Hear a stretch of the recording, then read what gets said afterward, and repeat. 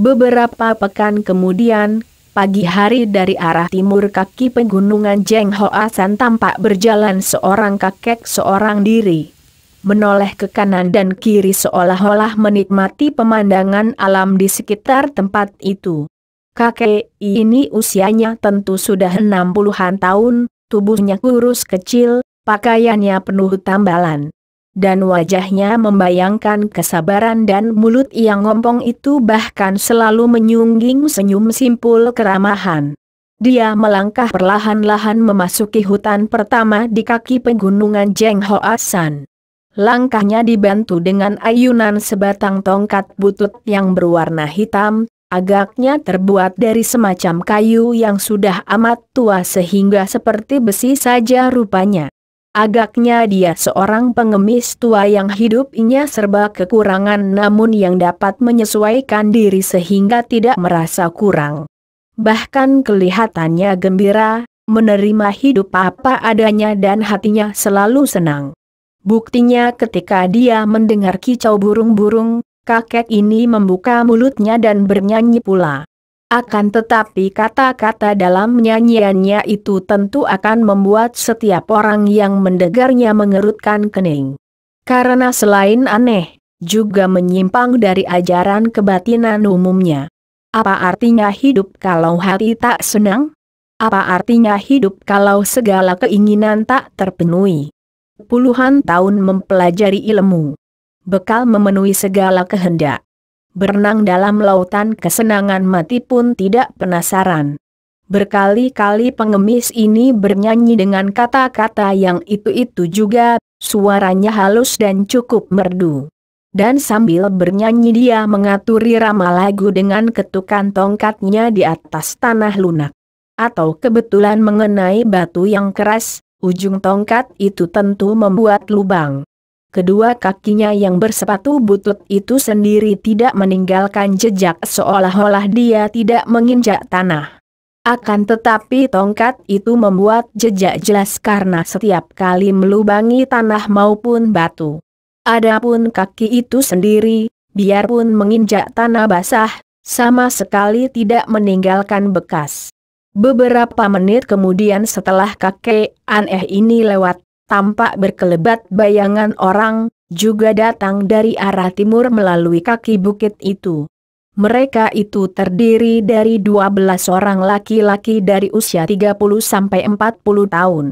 Dan seorang wanita berusia 25 tahun, berwajah manis dan bertubuh bagus dengan pinggang ramping. Ke-12 orang laki-laki itu kesemuanya kelihatan gagah dan pakaian mereka jelas menunjukkan bahwa mereka adalah ahli-ahli silat. Sedangkan gerakan mereka yang ringan cekatan membuktikan bahwa mereka bukanlah sembarangan orang kangou melainkan rombongan orang gagah yang berilmu. Hal ini memang tidak salah, karena mereka itulah yang terkenal dengan julukan Kepsa Sin Hiap. 13 pendekar sakti, murid-murid utama dari partai besar Butong Pai. Tahan dulu, para suheng. Tiba-tiba wanita cantik itu mengangkat tangannya ke atas dan memperingatkan para suhengnya. Kemudian dia menuding ke bawah dan berkata, "Lihat ini." 13 orang ini memperhatikan bekas tusukan tongkat pengemis tadi yang jaraknya teratur dan biarpun tiba di atas batu, tetap saja tampak batu itu berlubang. "Siapa lagi kalau bukan dia?" kata gadis itu dengan alis berkerut. "Tenaga tusukan tongkat yang hebat," kata seorang. "Dan jejak kakinya tidak tampak, tak salah lagi, Tek Jin Keong, raja pengemis berlengan 8, tentu telah lewat di sini, dan baru saja. Hayo cepat kita mengejarnya. Jangan sampai dia mendahului kita memasuki hutan 1000 bunga," kata orang tertua di antara mereka, seorang berusia 40 tahun yang bermuka seperti harimau. Karena kini merasa yakin bahwa jejak lubang-lubang itu tentu terbuat oleh tongkat Pak Jin Keong, maka 13 orang tokoh Butong Pai itu mencabut senjata masing-masing.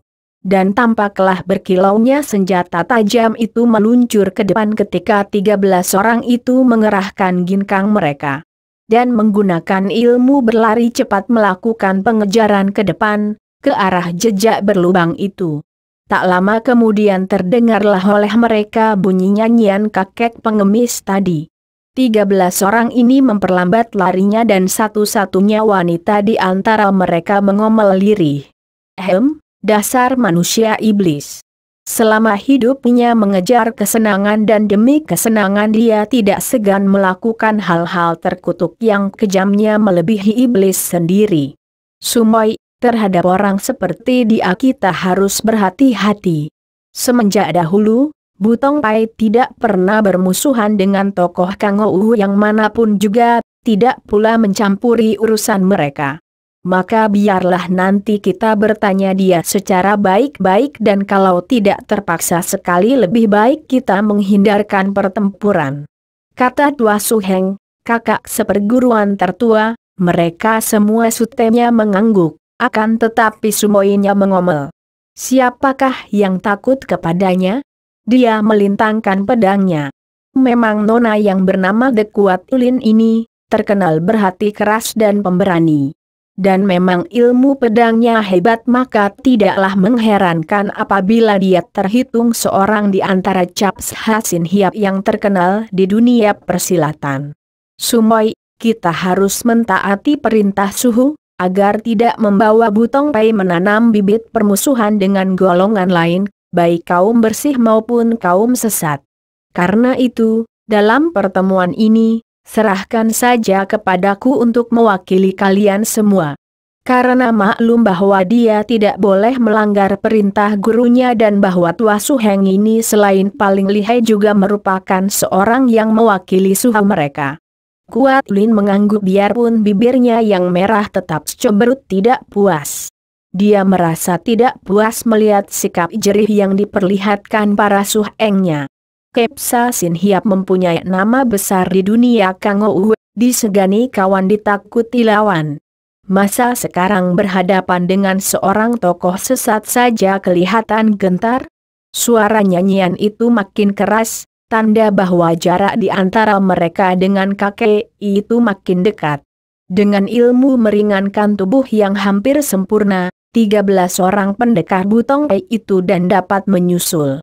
Dan berkelebatlah tubuh mereka, dari kanan kiri dan atas, tahu-tahu mereka telah berdiri menghadap di depan kakek pengemis dengan sikap keren dan gagah sekali.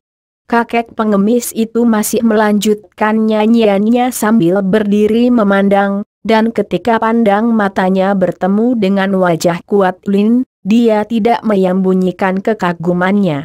Setelah nyanyiannya berhenti, barulah dia tersenyum dan berkata, apakah kalian ini serombongan pemain akrobat yang hendak menjual kepandaian? Aku seorang pengemis tidak mempunyai uang untuk membayar upah kalian. Harap Lo Ciampu tidak berpura-pura lagi. Kami tahu bahwa Lo Ciampu adalah Pak Jinukai Pangcu, ketua perkumpulan pengemis 8 lengan, yang terhormat. Lo Ciampu adalah tokoh terkenal yang berjuluk Pak Jinukai Ong, bukan? Kakek yang mukanya kelihatan sabar dan baik hati itu tersenyum. Senyumnya juga simpatik dan ramah. 13 orang pendekar Butong Pai itu yang hanya baru mengenal nama kakek sakti kaum sesat ini, diam-diam merasa heran. Bahkan sangsi apakah benar mereka berhadapan dengan Pak Jinukai Ong yang kabarnya kejamnya seperti iblis. Karena kakek ini kelihatan halus tutur sapanya dan begitu ramah. Sungguh sukar zaman sekarang ini untuk bersembunyi dan menyembunyikan diri. Orang-orang muda sekarang amat tajam penciumannya dan penglihatannya, biarpun belum pernah jumpa sudah mengenal orang. Orang-orang muda yang gagah dan cantik, dia memandang Kuat Lin lagi dengan kagum. Tidak keliru dugaan kalian, aku adalah Pak Jinukai Ong, seorang pengemis tua yang hanya memiliki sebatang tongkat butut ini. Tidak tahu siapakah kalian dan perlu apa kalian menghadang perjalananku? Kami adalah Kepsa Sin Hiap dari Butong Pai, kata Kuat Lin. dan karena sudah terlanjur, maka percuma saja Tua Suhengnya mencegahnya dengan pandang matanya. Benar, kami adalah murid-murid Butong Pai, Lo Ciampoe. Kata Tua Suheng itu dengan hati tidak enak karena sumoinya yang lancang itu ternyata telah membuka kartu dan mengaku bahwa mereka dari Butong Pai, berarti membawa-bawa nama perkumpulan mereka. Ha, bagus. Memang Butong Pai mempunyai banyak murid pandai, gagah dan cantik sepanjang kabar yang kudengar. Akan tetapi kalau tidak salah, aku tidak pernah berurusan dengan Butong Pai. Melihat sikap kakek itu masih ramah dan kata-katanya juga halus dan tidak bermusuh, Tua Suheng itu menjadi makin tidak enak. Akan tetapi, karena dia maklum orang macam apa adanya kakek di depannya ini. Dan betapa Sintong yang mereka dengar merupakan seorang anak ajaib yang luar biasa dan sudah menolong manusia dengan pengetahuan yang tepat mengenai khasiat tumbuhan yang mengandung obat. Maka tetap saja dia merasa khawatir akan keselamatan Sintong itu kalau sampai kakek datuk sesat ini bertemu dengan anak itu. Apa yang Lo Ciampoe katakan memang benar. Di antara Lo Ciampoe dengan Butong Pai, tidak pernah ada urusan. Dan sekali ini, kami orang-orang muda dari Butong Pai juga tidak berniat untuk mengganggu Lo Ciampoe yang terhormat. Hanya kami mendengar berita bahwa di antara banyak tokoh Kangou, Lo Ciampoe juga berminat kepada anak kecil budiman yang terkenal dengan sebutan Sintong dan yang berdiam di dalam hutan seribu bunga. Benarkah ini? Dan apakah Lo Ciampoe sekarang sedang menuju ke hutan itu? Mulai berubah wajah kakek itu mendengar ucapan ini, senyumnya masih ada akan tetapi sepasang matanya yang tadinya berseri gembira itu kehilangan cahaya kegembiraannya. Dan berubah dengan sinar kilat yang mengejutkan mereka semua. Orang-orang muda yang lancang. Kalau benar aku hendak pergi mengunjungi Sintong, kalian mau apakah? 13 orang anak murid Butong Pai itu sudah dapat mencium keadaan yang membuat mereka semua siap siaga. Mereka melihat bahwa kakek yang kelihatannya halus budi itu dan ramah ini mulai memperlihatkan tanduknya atau watak sesungguhnya. Lo Ciampoe, kalau benar demikian, kami hanya mohon kepada Lo Ciampoe agar tidak mengganggu Sintong. Apa muka bocah itu? Bukan apa-apa, Lo Ciampoe. Namun mendengar betapa anak ajaib itu telah banyak menolong orang tanpa pandang bulu tanpa pamrih, maka sudahlah menjadi kewajiban semua orang gagah di dunia Kangou untuk menjaga keselamatannya. Perubahan hebat pada diri kakek itu. Kini senyumnya bahkan lenyap dan mulutnya menyeringai penuh sikap mengejek, matanya berkilat-kilat dan suaranya berubah kaku, ketus dan memandang rendah. Anak-anak kurang ajar. Apakah si tua bangka Kui Bosan Jin yang mengutus kalian? Guru kami tidak tahu menahu tentang ini. Kami kebetulan berada di daerah ini dan mendengar akan Sintong yang terancam bahaya, maka kami melihat Lo Ciampoe lalu sengaja hendak bertanya. Tentu saja kalau Lo Ciampoe tidak menghendaki Sintong, kami pun sama sekali tidak kurang ajar dan kami mohon maaf sebanyaknya. Aku memang menuju ke hutan seribu bunga. Mengapa kalian menyangka bahwa aku akan mencelakai Sintong? 13 pendekar Butong Pai itu makin tegang. Kakek ini sudah mulai berterus terang, maka tiada salahnya kalau mereka bersikap waspada dan berterus terang pula. Siapa yang tidak mendengar bahwa Pak Jin Kai-ong sedang menyempurnakan ilmu iblis yang disebut Hiat Chiang Hoat Sut, ilmu hitam tanga darah. Tiba-tiba Kuat Lin berseru sambil menudingkan telunjuk kirinya ke arah muka kakek itu. Para suhengnya terkejut, akan tetapi ucapan telah terlanjur dikeluarkan dan memang dalam hati mereka terkandung tuduhan ini. Ilmu Hiat Chiang Hoat Sut adalah semacam ilmu hitam yang hanya dapat dipelajari oleh kaum sesat. Karena ilmu ini membutuhkan syarat yang amat keji, yaitu menghimpun kekuatan hitam dengan jalan menghisap dan minum darah, otak dan sumsum anak-anak yang masih bersih darahnya. Tentu saja bagi seorang yang sedang menyempurnakan ilmu iblis ini, Sintong mempunyai daya tarik yang luar biasa. Karena darah, otak dan sumsum seorang bocah seperti Sintong yang ajaib, lebih berharga dari darah, otak dan sumsum puluhan orang bocah biasa lainnya. Tiba-tiba kakek itu tertawa lebar. Hahaha, memang benar.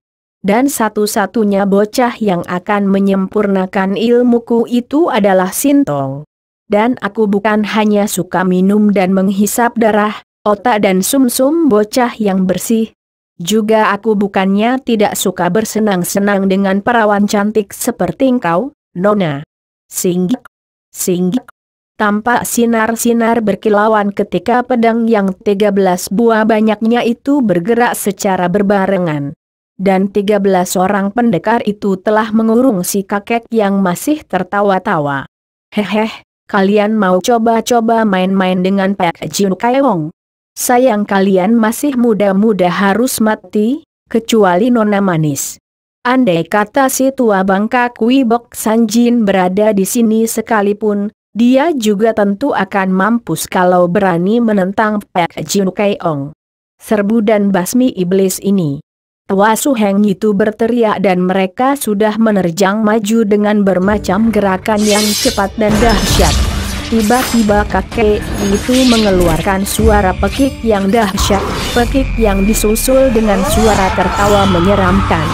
Suara ketawa ini bergema di seluruh hutan, sehingga terdengar suara ketawa menjawabnya dari semua penjuru. Seolah-olah semua setan dan iblis penjaga hutan telah datang oleh panggilan kakek itu. Hebatnya, suara pekik dan tertawa itu membuat 13 orang pendekar itu seketika seperti berubah menjadi arca. Gerakan mereka terhenti dan untuk beberapa detik mereka hanya bengong memandang kakek itu dan jantung mereka seolah-olah berhenti berdenyut. Tua Su Heng mereka yang bermuka gagah perkasa itu segera berseru. Awas, Sai Chu Hokang, ilmu menggereng seperti singa berdasarkan hikang. Seruan ini menyadarkan para sutennya dan sumainya. Mereka cepat mengerahkan sinkang sehingga pengaruh Sai Chu Hokang itu membuyar. Pedang mereka melanjutkan gerakannya. Sing sing, siu uut, terang. Hehehe. Gulungan sinar pedang-pedang yang menyambar ke arah tubuh kakek dari berbagai jurusan dapat ditangkis oleh gulungan sinar tongkat hitam yang telah diputar dengan cepatnya oleh Pak Jin Kaewong. Para pendekar Nitong itu terkejut ketika merasakan betapa telapak tangan mereka menjadi panas dan nyeri setiap kali pedang mereka tertangkis tongkat. Hal ini menandakan bahwa si kakek benar-benar amat lihai dan memiliki tenaga sakti yang amat kuat. Juga tongkatnya yang kelihatan butut dan hitam itu ternyata terbuat dari logam pilihan sehingga mampu menahan ketajaman pedang di tangan mereka. Padahal semua pedang di tangan Kepsa Sin Hiap adalah pedang-pedang pusaka yang ampuh. Hahaha, inikah Engyo Heng Kiam, ilmu pedang 5 unsur dari Butong Pai yang terkenal? Hahaha, tidak seberapa. Sambil menggerakkan tongkatnya menangkis setiap sinar pedang yang meluncur datang, kakek itu tertawa dan mengejek. Bentuk Sin Kiam Tin, barisan pedang sakti. Teriak si Tua Su Heng melihat betapa kakek itu benar-benar amat tangguh sehingga semua serangan pedang mereka dapat ditangkis dengan mudahnya. Tiba-tiba 13 orang pendekar itu merubah gerakan mereka. Kini mereka tidak lagi menyerang dari kedudukan tertentu, melainkan mereka bergerak mengurung dan mengelilingi kakek itu.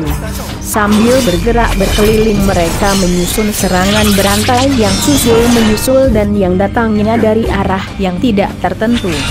Diam-diam kakek itu terkejut. Sejenak dia menjadi bingung. Kalau tadi mereka itu menyerangnya dari kedudukan tertentu, biarpun gerakan mereka tadi berdasarkan Engyo Heng Kiam, namun dia sudah dapat mengenal dasar Engyo Heng Kiam. dan dapat menggerakkan tongkat secara otomatis untuk menangkis semua pedang yang dinding menyambar. Akan tetapi sekarang, sukar sekali menentukan dari mana serangan akan datang. Dan gerakan mengelilinginya itu benar-benar mendatangkan rasa pusing. Marahlah Pak Jin Keong. Tadi dia ingin mempelajari ilmu pedang Butong Pai dan memperhatikan para pengeroyoknya sebelum membunuh mereka. Akan tetapi setelah mereka menggunakan Sin Kiam Pin, dia tahu bahwa mereka kalau dia tidak cepat mendahului mereka, dia bisa terancam bahaya. Tidak disangkanya bahwa si tua bangka Kui Bok San Jin, ketua dari Butong Pai, dapat menciptakan barisan pedang yang demikian lihainya. Tiba-tiba terjadi perubahan pada diri kakek ini. Tangan kirinya berubah menjadi merah sekali, merah darah. Hati-hati terhadap Hiat Chiang Hoat Sut. Si tua Su Heng berseru keras ketika melihat perubahan warna tangan kiri kakek itu. Tat Jin Keong tiba-tiba mengeluarkan pekik yang amat dahsyat, lebih dahsyat daripada tadi, dan tubuhnya mendadak membalik. Tongkatnya menyambar di bahu tangan kiri merah itu mendorong ke depan. Prak-prak, des. 3 orang pengeroyok menjerit dan roboh. 2 orang dengan kepala pecah oleh tongkat. Sedangkan seorang lagi terkena pukulan jarak jauh Hiat Chiang Hoat Sut, roboh dan tewas seketika. Dengan dadanya tampak ada bekas 5 jari merah seperti terbakar, bahkan bajunya robek dan hangus. Itulah Hiat Chiang Hoat Sut, pukulan maut yang mengerikan. Padahal ilmu itu masih belum sempurna, dapat dibayangkan betapa hebatnya kalau kakek ini berhasil menghisap darah, otak dan sumsum seorang bocah ajaib seperti Sintong. 10 orang pendekar Butong Pai terkejut dan marah sekali. Mereka melanjutkan serangan dengan penuh semangat dan penuh dendam. Namun kembali Pak Jin Keong memetik dahsyat sambil bergerak menyerang, dan kembali 3 orang lawan roboh dan tewas. Serangan ini diulanginya terus, tidak memberi kesempatan kepada para pengeroyoknya untuk membebaskan diri. 4 kali terdengar dia memetik dahsyat seperti itu, dan akibatnya 12 orang diantara Kepsa Sin Hiap dari Butong Pai itu tewas semua. Tewas dalam keadaan masih menggurungnya, dan yang masih hidup tinggal De Kuat Lin seorang. Hal ini memang disengaja oleh Pak Jin Keong, dan kini sambil tersenyum mengejek dia menghadapi Kuat Lin. Dapat dibayangkan betapa perasaan darah itu melihat 12 orang suhengnya telah tewas semua. 12 orang suhengnya yang selama ini berjuang sehidup semati dengannya, kini telah menjadi mayat yang bergelimpangan di sekelilingnya. Seolah-olah mayat 12 orang itu mengurung dia dan Pak Jin Keong yang berdiri tersenyum di depannya. Iblis busuk, aku akan mengadu nyawa denganmu. Kuat Lin berseru mengandung isak tertahan. Hei It! Tubuhnya melayang ke depan, pedangnya ditusukkan ke arah dada lawan dengan kebencian meluap-luap. Namun dengan gerakan seenaknya kakek itu memukulkan tongkatnya dari samping menghantam pedang yang menusuknya. Krek! Pedang itu patah dan gagangnya terlepas dari pegangan Kuat Lin. Darah itu membelalakan matanya dan melihat pandang mata kakek itu kepadanya. Melihat senyum yang baginya amat mengerikan itu, tiba-tiba dia membalikkan tubuhnya dan melayang ke arah sebatang pohon besar. Dengan niat untuk membenturkan kepalanya pecah pada batang pohon itu. Kuat Lin melihat ancaman bahaya yang lebih mengerikan daripada maut sendiri. Maka setelah yakin bahwa dia tidak akan mampu mengalahkan lawannya, dia mengambil keputusan nekat untuk membunuh diri dengan membenturkan kepalanya pada batang pohon. Bukan batang pohon yang dibentur kepalanya, melainkan perut lunak dan tubuhnya berada dalam pelukan Pak Jin Keong, yang entah kapan telah berada di situ menghadangnya di depan pohon. Lepaskan aku! Kuat Lin berteriak, dan tubuhnya tiba-tiba dilontarkan oleh kakek itu, jauh kembali ke dalam lingkaran mayat-mayat suhengnya. Dengan langkah gontai, Kakek itu tersenyum-senyum memasuki lingkaran dan melangkahi mayat bekas para penggeroyoknya. Menghampiri Kuat Lin yang sudah bangkit duduk dengan muka pucat dan mata terbelalak. Dia telah tersudut seperti seekor kelinci muda ketakutan menghadapi seekor harimau yang siap menerkamnya. Perasaan ngeri yang luar biasa membuat Kuat Lin cepat menggerakkan tangan kanannya. Dengan dua buah jari tangan dia menusuk ke arah ubun-ubun kepalanya sendiri sambil mengerahkan sinkang. Batu karang saja akan berlubang terkena tusukan jari tangannya seperti itu, apalagi ubun-ubun kepalanya. Plak! Ayah! Kuat Lin menjerit ketika tangannya itu tertangkis dan setengah lumpuh. Ternyata kakek itu telah berdiri di depannya dan telah mencegah dia membunuh diri. Bret, bret. Tongkat kakek itu bergerak beberapa kali dan seperti disulap saja seluruh pakaian yang membungkus tubuh Kuat Lin cabik-cabik dan cerai-berai, membuatnya menjadi telanjang bulat sama sekali. Kuat Lin menjerit akan tetapi tiba-tiba, seperti seekor kucing menerkam tikus, sambil mengeluarkan suara ketawa menyeramkan, kakek itu telah menubruk dan memeluknya. Sehingga mereka berdua bergulingan di atas rumput yang bernoda darah para korban keganasan kakek itu. Kuat Lin melawan sekuat tenaga, namun sia-sia belaka. Untuk membunuh diri tidak ada jalan baginya, untuk melawan pun percuma. Bahkan semua jeritan tangis dan permohonan, semua usahanya meronta-ronta tiada gunanya sama sekali. Bahkan semua usaha ini malah menyenangkan hati si kakek. Seolah-olah seekor kucing yang menjadi gembira dapat mempermainkan seekor tikus yang telah tersudut dan tidak berdaya. Mempermainkannya dan melihatnya tersiksa dan meronta sebelum menjadi mangsanya. Selama 3 hari 3 malam Kuat Lin menderita siksaan yang amat hebat. Diperkosa, dihina, diejek. Pada hari ketiga, pagi-pagi sekali dalam keadaan lebih banyak yang mati daripada yang hidup, dalam keadaan setengah sadar. Rebah terlentang tak mampu bergerak, hanya matanya saja yang mendelik memandang kakek itu.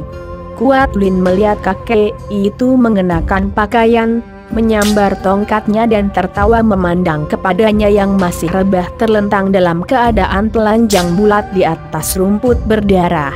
Hahaha, sekarang aku pergi, manis. Aku telah puas, dan kalau kau mau membunuh diri, silahkan. Hahaha. Biarpun Kuat Lin berada dalam keadaan menderita hebat, kehabisan tenaga, hampir mati karena lelah, muak, jijik, malu, marah dan dendam tercampur aduk menjadi satu dalam benaknya, namun kebencian yang meluap-luap masih memberinya tenaga untuk berseru, "Jahanam, sekarang aku harus hidup. Aku harus hidup untuk melihat engkau mampus di tanganku. Hahaha. Kalau sewaktu-waktu kau merasa rindu kepadaku, manis, datang saja ke Hongsan, sampai jumpa." Kakek itu lalu melangkah pergi meninggalkan tempat itu, meninggalkan Kuat Lin yang masih rebah. Dan kini wanita yang bernasib malang ini menangis sesenggukan di antara mayat-mayat 12 suhengnya yang sudah mulai membusuk dan berbau. Dapat dibayangkan betapa tersiksa rasa badan wanita muda ini. Dia dipaksa, diperkosa, dihina di antara mayat-mayat 12 suhengnya. Bahkan sewaktu keadaan mayat-mayat itu mulai membusuk dan menyiarkan bau yang hampir tak tertahankan, kakek itu masih saja enak-enak mempermainkannya. Benar-benar seorang manusia yang kejam melebihi iblis sendiri. Tiba-tiba Kuat Lin bangkit serentak. Seolah-olah ada tenaga baru memasuki tubuhnya yang menderita nyeri, lelah dan kelaparan. Karena selama 3 hari 3 malam dia dipermainkan tanpa diberi makan atau minum oleh kakek iblis itu. Dia berdiri tegak, telanjang bulat, lalu memandang ke arah semua mayat suhengnya, dan matanya menjadi liar. Keluar suara parau dari mulutnya yang pecah-pecah bibirnya oleh gigitan kakek iblis. Su Heng sekalian, dengarlah. Aku The Kuat Lin, bersumpah untuk membalaskan kematian Su Heng sekalian. Satu-satunya tujuan hidupku sekarang hanyalah untuk membalas dendam dan membunuh iblis busuk Pak Jin Keong. Tiba-tiba dia terhuyung mundur memandang wajah tua Su Hengnya. Pria inilah sebetulnya yang sudah sejak dahulu mencuri hatinya. Tua Su Heng. Dia menubruk dan berlutut di dekat mayat yang sudah mulai membusuk itu. Jangan berduka, Tua Su Heng, jangan menangis. Dia berdiri sesungguhkan. Apa? Aku telanjang? Pakaianmu seperti orang gila yang bicara dengan sesosok mayat. Kuat Lin bertanya, kemudian dia membuka baju dan celana luar dari mayat yang sudah kaku kejang itu dengan agak susah, dan mengenakan pada tubuhnya sendiri. Tentu saja agak kebesaran. Hihihi, pakaianmu kebesaran, Su Heng. Dia memandang wajah mayat tua Su Hengnya dan tertawa lagi. Hihihi, nah, begitu, tertawalah tua Su Heng, tertawalah para Su Heng sekalian. Tertawa dan bergembiralah karena dendam kalian pasti akan kubalaskan. Dia menangis lagi terisak-isak dan dengan terhuyung-huyung dia meninggalkan tempat mengerikan itu setelah mengambil pedang tua Su Hengnya. Pedang itu adalah pedang pusaka terbaik di antara pedang ke-13 orang pendekar Butong Pai itu. Sebatang pedang pemberian ketua Butong Pai sendiri, pedang yang di dekat gagangnya ada gambar setangkai bunga bui merah. Maka pedang itu diberi nama Ang Bui Kiam, pedang bunga bui merah. Dia terhuyung-huyung, pergi tak tentu tujuan, asal menggerakkan kedua kaki melangkah saja. Langkah yang kecil-kecil dan terhuyung-huyung karena tubuhnya masih terasa lelah, lapar dan sakit semua.